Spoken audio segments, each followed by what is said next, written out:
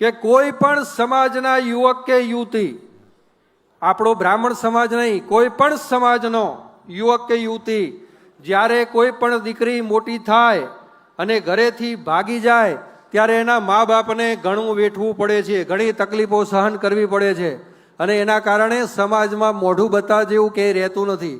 કાયદો એવું કહે છે કે 2 સાક્ષી લાવો એટલે લગ્ન થઈ જાય, પણ લગ્ન માટે સનાતન ધર્મ પ્રમાણે, વૈદિક સંસ્કૃતિ પ્રમાણે જ્યારે કોર્ટ સર્ટી લેવા જાઓ ત્યારે હિન્દુ શાસ્ત્રોક્ત વિધિ પ્રમાણે તમે એ મેરેજ કર્યા છે કે કેમ એના સર્ટી રજૂ કરવા પડે છે, બ્રાહ્મણની સહી જોવે છે.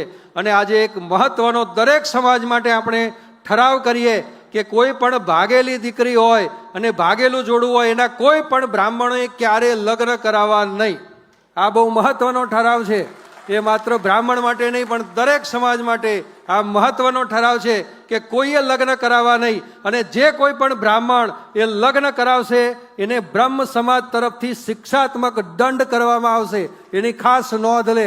માટે આજ પછી કોઈ પણ લવ મેરેજ ભાગીને લગ્ન કરતા માટે આ ધર્મ સંસદની અંદર મોટામાં મોટો આ ઠરાવ પસાર કરવામાં આવે છે અને એનું અનુમોદન આપણે બધા કરીશું. બોલો, આ ઠરાવ મંજૂર છે?